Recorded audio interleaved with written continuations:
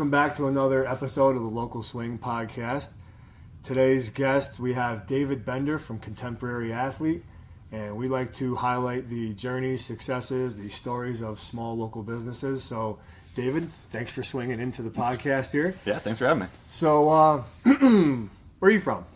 I'm originally from Saratoga Springs. Okay.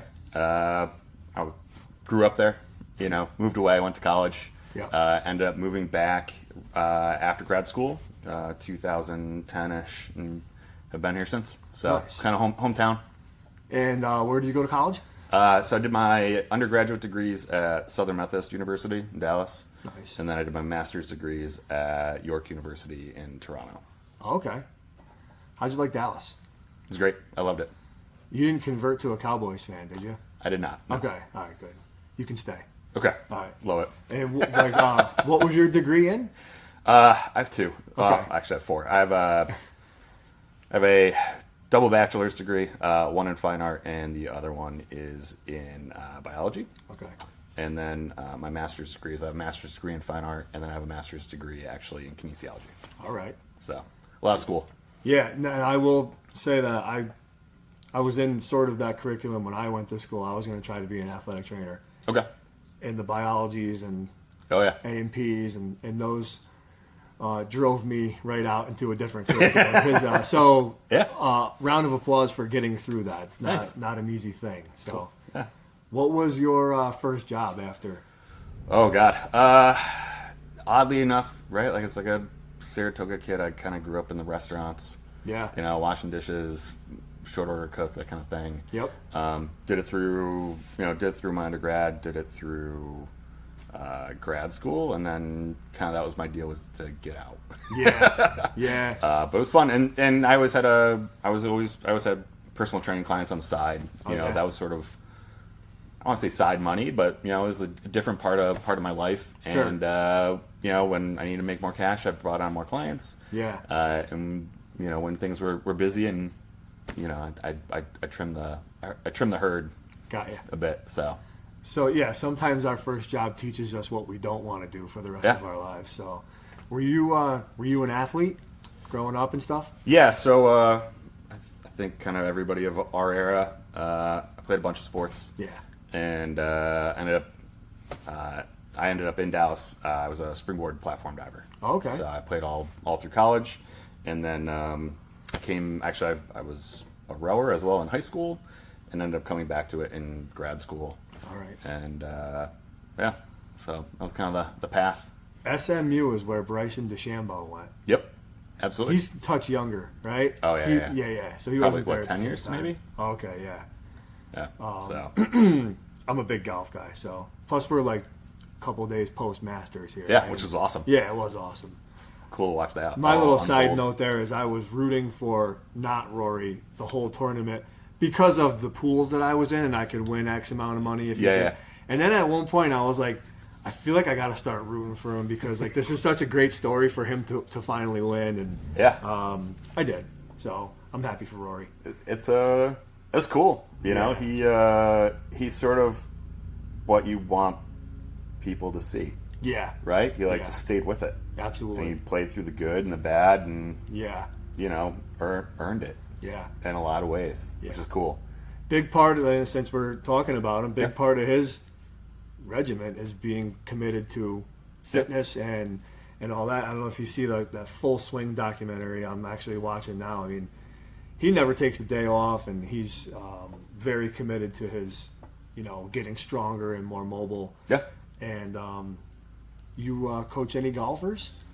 I have over the years. We, with our our adult athlete population, Yeah, we have a lot of guys that are working on their game. yeah, And it's funny, you just get people to be a bit more mobile and learn how to connect.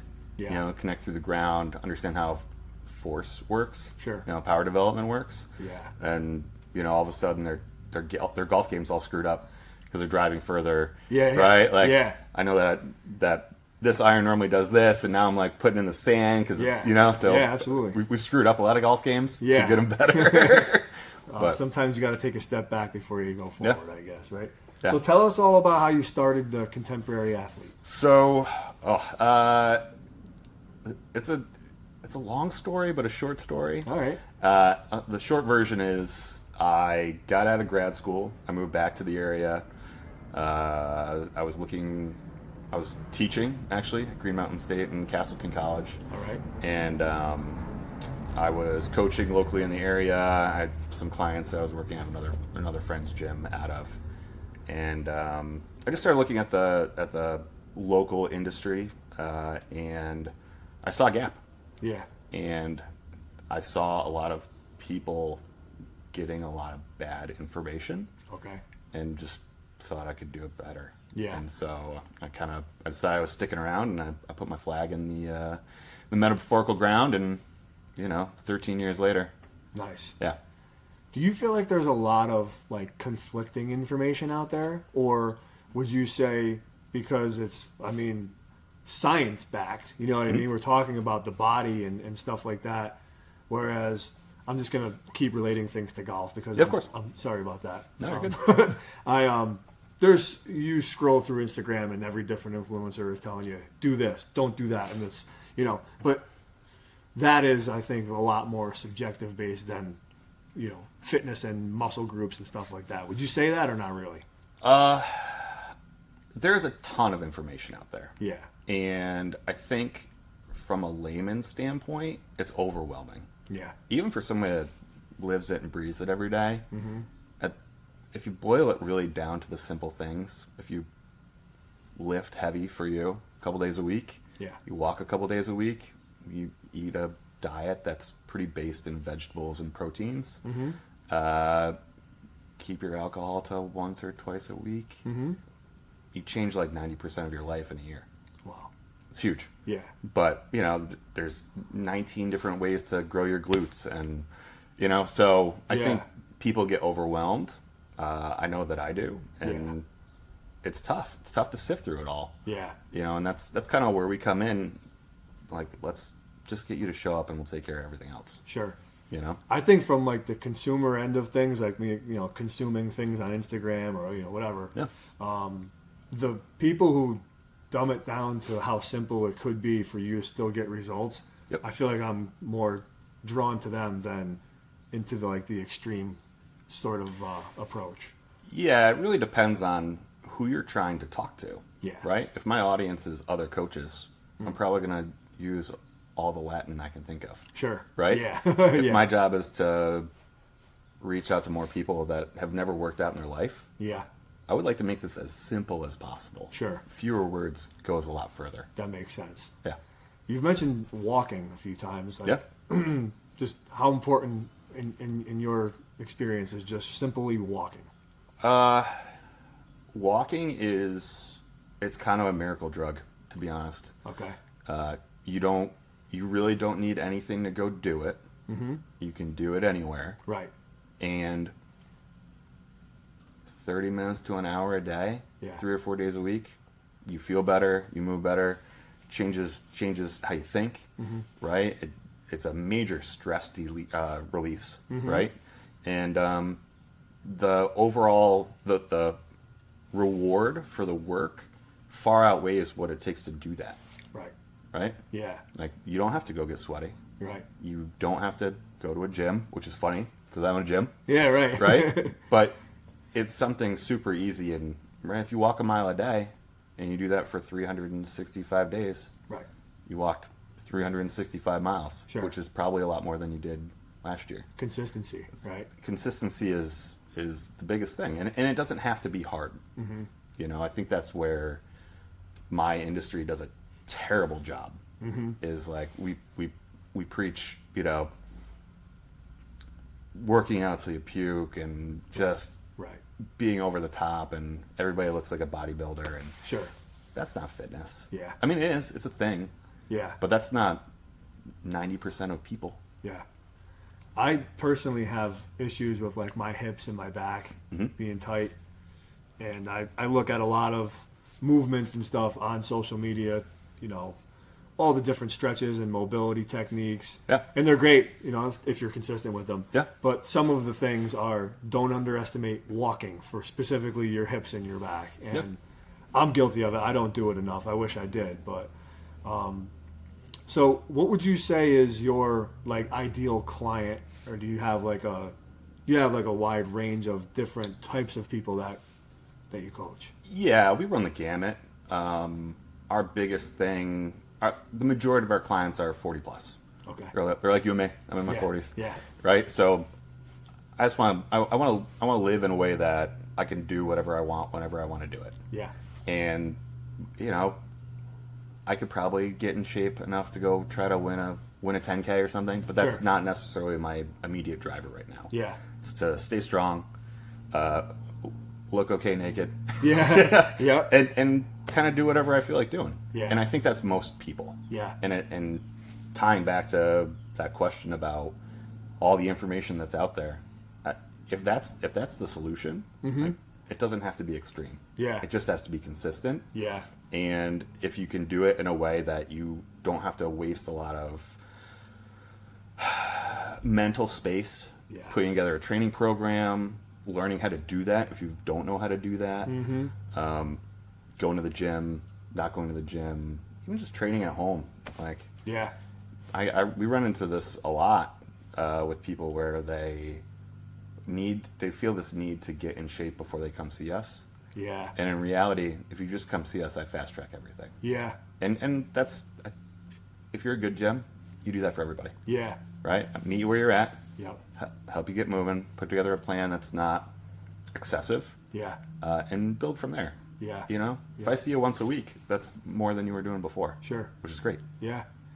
I had a buddy that he got me into like running and more working out back when I was out of college, and people always used to ask him, "You training for something?" And he was like, "No, I'm just training for life." That was his answer. Like, I'm just training for life. And it's like, you maybe think of another, like, if you stay ready, you don't ever have to get ready. Right. And that's an important thing, for life across the board. But another thing you touched on was then you don't have to spend that mental energy saying, I got to get in shape so I could do this 5K. Whereas if you were just ready all the time, you could just sign up for that 5K. And that mental game that you have to play might drive you out of doing it, So, Yeah, it's easy for people to give up yeah, before they even get going. right. It's a tough, it's a different, it's a tough line of work. Yeah. The fitness industry is one of the hardest. Okay. Because we sell a product that nobody really wants. Right. Right? You're basically, you're investing in the opportunity to be better Yeah.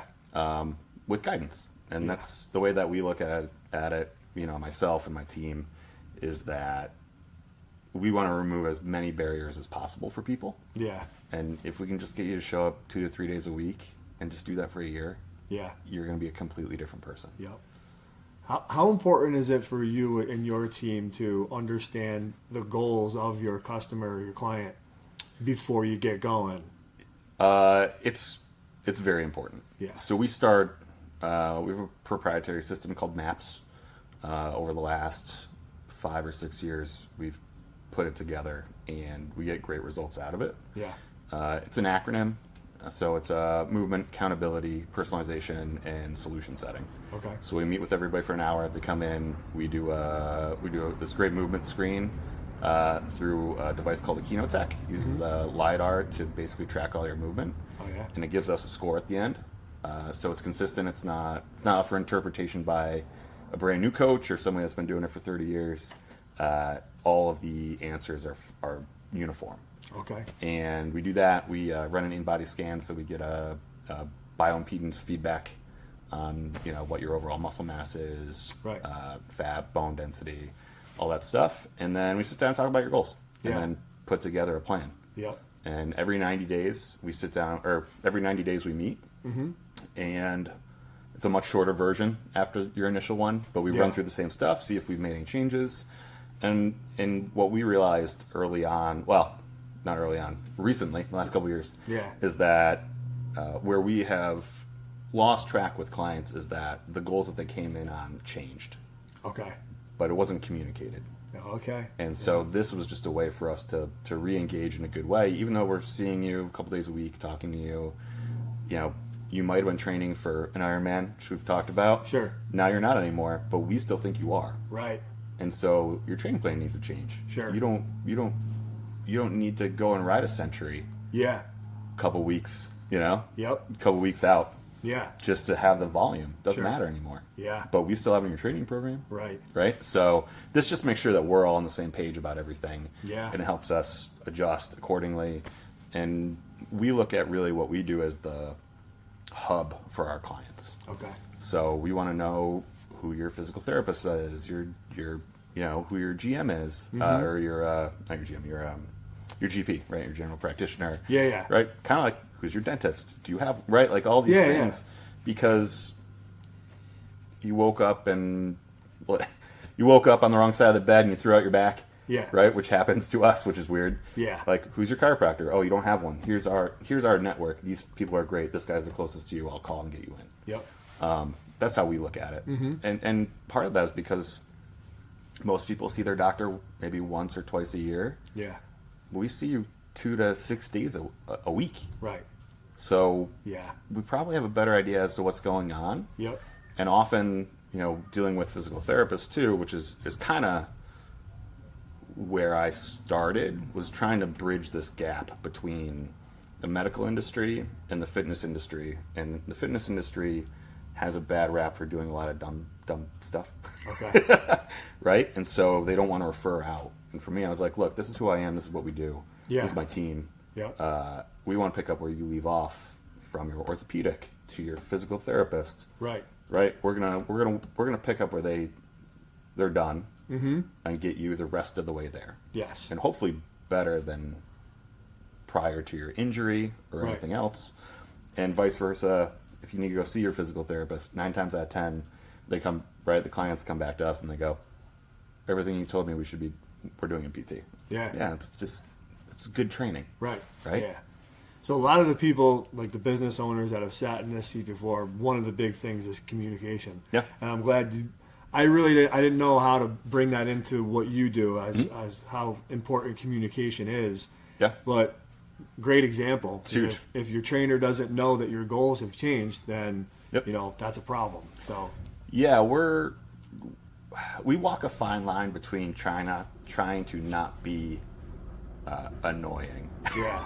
with communication. Right. So the part of this system that we run, our MAP system, you end up essentially assigned to one of the team, and that's kind of your point of contact. So you might not be training with that person. Yeah. But that's your direct link to me or Ian, who's my director of programming. Yep. As to we need to make a training program change because you got a cranky shoulder, or Yeah. something's going on. Let's go back in. We'll fix this thing. We'll reassess in a week or two. Right. See how you're doing. Go back to the original plan or not. And so the same thing. If we don't see you in a week, one of us is going to give you a call. Like, hey, everything okay? Right. So, sometimes 99% of the time it's somebody's on vacation. Oh, I'm on vacation. Like, oh, cool. We'll see you on Monday or whatever. Yeah. But that's right. It's easy for us to get in our own way, and so we do our best not to be a pain in the butt. Yeah. But Yeah. we want to make sure that we see you, and we work with so few clients. That's the trade-off. Okay. We only work with 150 clients, Yeah.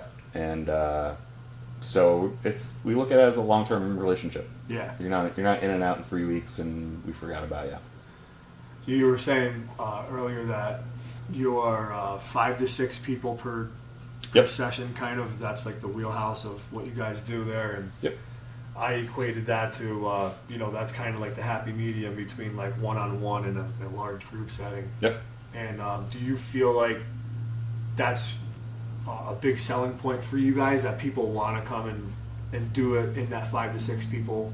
Yeah, it's the best of all worlds, right? It keeps it very cost effective Yeah. for you, the consumer. You get all the perks of one-on-one personal training. Yeah. So you get everything custom built, custom designed, and adjusted for you. Not on the fly, but in a smart, scientific way. Sure. And you get the perks of having a community without getting lost in a sea of people. Yeah. And so with our clients, we tend to see them build these micro communities within our facility, and so they'll train. Our 7 a.m. crew is always the same step, right? It's always the same people at 7 a.m. because they hold each other accountable on top of what we do, and in many cases they're also, not everybody, but we have a lot of other business owners too, and their time is precious. Yeah. And so they, right? If I can come in and knock this out and I don't have to think about it, I can show up at 7 a.m. Monday, Wednesday, Friday. Yep. I check all the boxes for me. I can go to work. I take a shower, dip. Yeah, right. And so, speaking in layman's terms, right? In the industry, it's called semi-private personal training. Okay. But if I talk to somebody on the street, they don't know what that is. Right. So we just explain it. We do personal training. We do it in a semi-private setting. Got ya. And so, and I did one-on-one for years, and it's weird. Okay. Right? Like, Yeah. unless there's a real need for it, you have some sort of major movement dysfunction that we really need to prioritize, or there's a level of personal discomfort into walking into a space. Right. Then we would talk about it. We don't really do it too much these days. Yeah. But this gives you that flexibility. Yeah. One of the things you mentioned was accountability, and my personal little story about that is that if I was meeting somebody to go out running or meeting somebody at the gym, I'm way more, I won't let them down. So I'm going to go because I'm not going to let my buddy down. He's expecting me to be there. But if that's not there and I'm only letting myself down, it's way easier to do that. Absolutely. So that's helped me, stay committed. Yeah. And then another thing you mentioned was, like limitations for certain athletes, whether they have certain mobility issues from previous injuries, or so you, I would assume, have to adapt training modules, if you will, based on your client's abilities or inabilities. Absolutely. Yeah. Yep. So it's I don't know if it's custom to every person, but you have to keep in mind that those things exist and work around them. Yeah, so when we do program design for everybody coming out of that MAPS meeting, that's a big part of it. Yeah. Is understanding what your goals are. And they might be mobility based because you want to have a better golf game. Right. For us, when we sit down and look at that, if I bake X, Y, and Z movements into your warm up that you do every day that you come in, Yeah. you may hate it. Yeah. But it gets you moving. Then you get to do all the stuff that you really want to do. Yeah. Right? Your kettlebell swings, your deadlifts, your pull-ups, whatever. Yep. And then at the end of our session, we always try to make sure people leave a little sweaty. Yeah. For sure. For that's not necessarily important to actually getting a great workout. Yeah. But you feel like you did something because you left a little warm. Yeah. You know what I mean? Sure. But for me, what's the most, from a recovery standpoint, Yeah. which, right, with all the information that's out there, recovery is the most important thing, right? Because it sets you up to train the next day. Yeah. And when you're looking at building a training program, your most important thing isn't the deadlifts, it's the warm-up. Right. Because it prepares you to do the deadlifts. Sure. And then how you cool down is how you start your recovery to work out the next day or 3 days later or whatever. Yeah. So if you come in and there's this thing called the world's greatest stretch. Look it up. It's called that for a reason. Yeah. It's great. If you start doing that as part of your warm-up 3 days a week. Is that sort of like the Spider-Man variation of are you down? Yeah, it's like a deep lunge with a. And then are we doing rotations like this? Yeah. Yeah. Yep. I think I've. Contralateral rotation. Yeah. They're great. I didn't know that word. That's okay, right? Big words that don't matter. Yeah, right. But but that's really important, right? So if you want to get X, Y, and Z better because your hips are tight, and you sit a lot, and now your low back's tight, and right, this is us most of the time, right? Right. So getting up, opening through multiple planes, Sure. you start doing that a couple times a week. Yeah. In 12 weeks, you're probably going to move a lot better. Yeah. And all you did was add this one silly movement. Yeah. And that's for us. That's what we really try to do with people is just really boil it down to these these 5 or 6 movement patterns that we need to do when you come in and do that. Yeah. Right. You have a 10-minute warm up. Cool. I know this is boring. Yeah. But it works. Yeah. I've been doing the same warm up for almost 20 years. Yeah. It works great. That's why I do it. Yeah. You know? That dumbing things down and simplifying things, in my opinion, puts a lot more confidence in your client than them having to juggle all of this information. Yeah, we don't want them to do that. Right. I don't want you to do that. I want you to show up, be happy, Yeah. hopefully hydrated. Yeah. You know? Yeah, right. Move well, be in and out in 45 minutes to an hour. Yeah. You know, and check the box for the day and feel good enough to come back in tomorrow or 2 days later or whatever. Right. Not feel like you got kicked in the teeth. Yep. Sometimes that happens unintentionally. That's a big part of our early onset communications. Like, how do you feel today? What's going on? Scale 1 to 10. Where are you? Yeah. You know, sometimes we blow people up and it's unintentional. Right. Like, oh, cool, that was an 8. I'd like you to be at a 4. Yeah. Let's figure out. We're gonna do half Dial of that what we back a did little. Yeah. last time. Tell me how you're feeling the next time. Mm-hmm. And hopefully other people are doing that as well. But that's a big backbone for the communication side for us. Sure. It's like, what's going on with you? What is your favorite recovery meal? Recovery meal. Oh You God. do a hard workout, you gotta get Yeah. you gotta get good nutrition in. What are you going with? It's funny. I'm a stickler for vegetables. Okay. So I kind of have vegetables with every meal. Yep. But if I'm in a hurry, you know, but honestly, I'll never go wrong with a steak, a side of greens, Sure. right? Salad, Yeah. maybe a potato. Yeah. We're good. Yeah. It doesn't have to be complicated. Yeah. And I think that's one of the biggest stumbling blocks with the fitness industry. Yeah. Is in trying to sound smart, you Yeah. serve people poorly. Yes, I agree. If you could train a famous athlete, who would it be? Oh. That's a tough one. It's a good question. Oh, God. I mean, I'd love to work with LeBron if he was still, you know? Yeah. If you need a guy, that'd be great. LeBron, if you're listening, this is your guy right Yeah. here. Yeah, I mean, probably physically the most gifted athlete we've ever seen. Yeah. So there's a funny thing about professional athletes. When you start working with them, and I have in the past, they don't really need a whole lot, Yeah, right? Right. Because they're at a level. sure.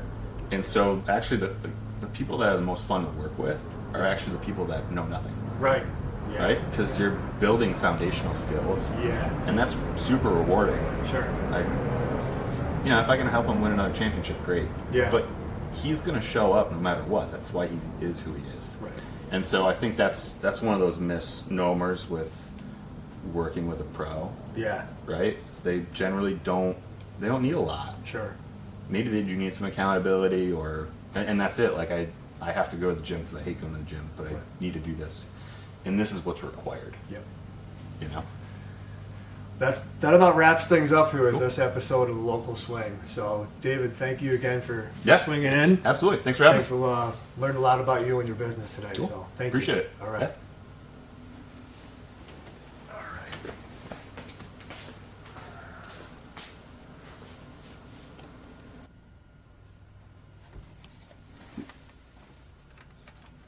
Yeah, man. Sometimes with this, Yep. we get to the point where that's gonna cut off, and I gotta like just slam on the brakes. Oh, you're So good. Sorry if No, I it's all ended good. abruptly there. All right. Cool. So yeah, that was cool. Awesome. Does